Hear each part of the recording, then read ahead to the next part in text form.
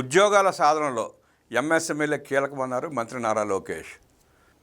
Made in Andhra, made for India అన్నారు లోకేష్. ఆంధ్రప్రదేశ్లో 20 లక్షల ఉద్యోగాల లక్ష్య సాధనలో ఎంఎస్ఎంఈల పాత్ర అత్యంత కీలకమని మంత్రి నారా లోకేష్ పేర్కొన్నారు.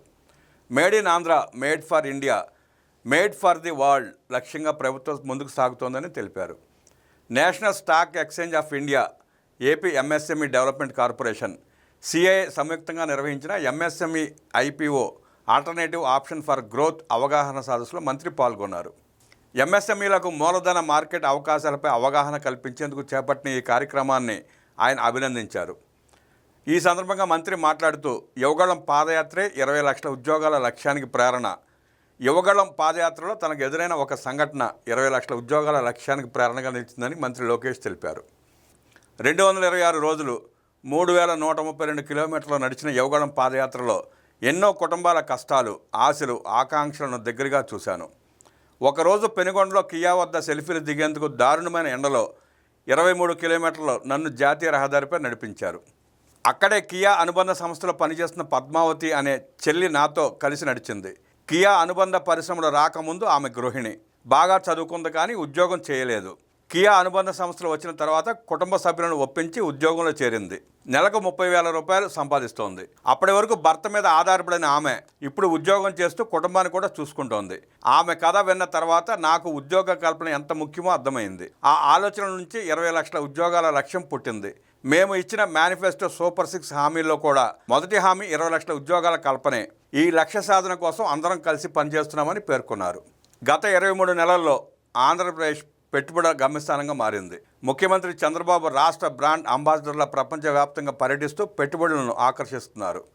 ఇప్పటి వరకు 800 కీలక ప్రాజెక్టులకు సంబంధించి 23 లక్షల కోట్ల రూపాయల పెట్టుబడులు, 24 లక్షల ఉద్యోగాల కల్పనకు ఒప్పందాలు కుదిరాయి. గూగుల్ 1,35,000 కోట్ల రూపాయల పెట్టుబడి, ఆర్ఎస్ఎల్ఆర్ మిత్తల్ 1,35,000 కోట్ల రూపాయల పెట్టుబడితో ముందుకు వచ్చాయి. వాటికి శంకుస్థాపనలు జరిగాయి. రాయల్ ఎన్ఫీల్డ్, టీసీఎస్, కాగ్నిజెంట్ వంటి కంపెనీలు రాష్ట్రానికి వస్తున్నాయి. రాయలసీమలోని పుట్టపర్తిలో ఫైబర్ జెట్ తయారీ కేంద్రం ఏఎంసీఏ ప్రాజెక్టు కూడా ఏపీలో ఏర్పాటు కానుందని వెల్లడించారు. ప్రతి పెట్టుబడి వెనుక ఒక ప్రత్యేక కథ ఉంటుంది. డేటా సెంటర్లు వస్తే ఉద్యోగాలు ఎలా వస్తాయని చాలామంది నన్ను ప్రశ్నించారు. భారతదేశంలో ఎక్కడా లేని విధంగా డేటా సెంటర్ల ఏర్పాటుకు విశాఖ నగరానికి అనేక కంపెనీలు క్యూ కట్టాయి. ఇప్పటికే గూగుల్ కంపెనీ శంకుస్థాపన జరగగా మరికొద్ది రోజుల్లో ఇంకో సంస్థ భారీగా పెట్టుబడులు పెట్టేందుకు ముందుకు రానుంది. దానికి కూడా మంత్రివర్గం త్వరలో ఆమోదం తెలపనుంది. డేటా సెంటర్ ఎంత ముఖ్యమో అందుకు కావాల్సిన ఏకోసిస్టమ్ కూడా అంతే ముఖ్యం.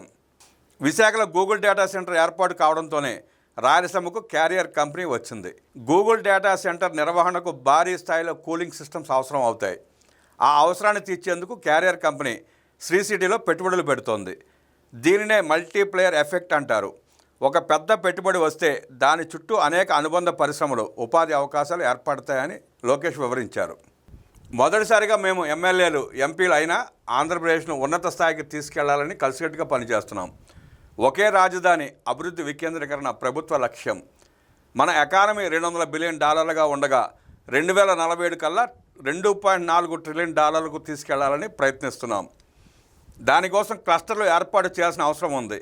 రాష్ట్ర వ్యాప్తంగా 22 క్లస్టర్ల అభివృద్ధి ప్రణాళిక రూపొందించాం. రాయలసీమలో ఆటోమొబైల్, రెన్యూబుల్ ఎనర్జీ, హార్టికల్చర్, కోస్తా ఆంధ్రలో సిబిజీ ప్లాంట్లు, ఆక్వా, అమరావతిలో క్వాంటమ్ టెక్నాలజీ, ఉత్తరాంధ్రలో ఫార్మా, డేటా సెంటర్లు, మెడికల్ ఎక్విప్మెంట్, ఐటీ రంగాల అభివృద్ధిపై దృష్టి పెట్టాం. నియోజకవర్గానికో ఎంఎస్ఎంఈ పార్కును ఏర్పాటు చేస్తున్నామని పేర్కొన్నారు. మాకు గూగుల్ ఎంత ముఖ్యమో 50 లక్షల రూపాయలతో ప్రారంభమయ్యే ఎంఎస్ఎంఈ కూడా అంతే ముఖ్యం. ఆర్ఎస్ఎల్ఆర్ మిత్తల్ ఎంత ముఖ్యమో ₹1 కోటి ప్రారంభమయ్యే చిన్న సంస్థ కూడా అంతే ముఖ్యం. 20 లక్షల ఉద్యోగాల లక్ష్యం సాధించాలంటే ఎంఎస్ఎంఈల పాత్ర కీలకం. ఎంఎస్ఎంఈలు ఎదుర్కొనే సమస్యలు ప్రభుత్వానికి తెలుసు. అందుకే ఈజ్ ఆఫ్ డూయింగ్ బిజినెస్ నుంచి స్పీడ్ ఆఫ్ డూయింగ్ బిజినెస్ వైపు అడుగులు వేస్తున్నాం. ప్రతి ఎంఎస్ఎంఈకి అనుమతుల నుంచి రాయితీల వరకు అన్ని ప్రక్రియలను సరళీకృతం చేస్తున్నాం. ఎంటర్ప్రెన్యూర్లు ఎక్కడికి వెళ్లకుండా అన్ని అనుమతులు ఆన్లైన్లోనే ఇచ్చేందుకు కృషి చేస్తున్నాం. రాష్ట్రంలో ఎంఎస్ఎంఈలు 20 లక్షలకు పైగా ఉన్నాయి. వాటన్నిటిని ప్రోత్సహించే బాధ్యత ఎంఎస్ఎంఈ శాఖ మంత్రిదే. ఇది సాధ్యం కావాలంటే ఒక వర్కింగ్ గ్రూప్ ఏర్పాటు కావాలి. ఎంఎస్ఎంఈలు అభివృద్ధి చెందితే ప్రజల జీవన ప్రమాణాలు పెరుగుతాయి. వాటి ద్వారా రాష్ట్ర ఆర్థిక వ్యవస్థ బలోపేతం అవుతుంది. అదే ప్రభుత్వ లక్ష్యమని తెలిపారు. ఎన్ఎస్సి ద్వారా చిన్న కంపెనీలు పెద్ద సంస్థలకు ఎదిగే అవకాశం ఉంది. ఇప్పటివరకు ఎన్ఎస్సిలో 723 కంపెనీలు లిస్ట్ అయి 22,415 కోట్ల రూపాయల నిధులు సమీకరించాయి. అందులో 158 సంస్థలు మెయిన్ బోర్డుకు చేరాయి. ఆంధ్రప్రదేశ్ నుంచి ఇప్పటివరకు కేవలం 3 సంస్థలు మాత్రమే ఎన్ఎస్సిలో లిస్ట్ అయ్యి 100 కోట్ల రూపాయల నిధులు సమీకరించాయి. వచ్చే 3 నెలల్లో కనీసం 100 కంపెనీలు ఎన్ఎస్సిలో లిస్ట్ అవ్వాలనే లక్ష్యంతో ఎంఎస్ఎంఈ శాఖ పనిచేయాలని సూచించారు. ఔత్సాహికవేత్తల పోటీతత్వం, పట్టుదల ఉండాలి. మన దేశంలో వచ్చిన పెట్టుబడుల్లో 25% మన రాష్ట్రానికి రావడం గర్వకారణం. పారిశ్రామికవేత్తలకు ఏ కష్టం వచ్చినా ఒక మెసేజ్ దూరంలో నేను ఉంటా. రాష్ట్రంలో చిన్న కంపెనీలు ప్రపంచ స్థాయి పెద్ద సంస్థలుగా ఎదగాలి. మరిన్ని ఉద్యోగాలు, మరింత మంది పారిశ్రామికవేత్తలు, మరిన్ని విజయగాథలు సృష్టిద్దామని పిలుపునిచ్చారు. ఈ కార్యక్రమంలో మంత్రితో పాటు ఎన్ఎస్సి సిఇఓ ఎండి ఆశీష్ కుమార్ చౌహాన్, ఎంఎస్ఎంఈ మంత్రి కొండపల్లి శ్రీనివాస్ తదితరులు పాల్గొన్నారు.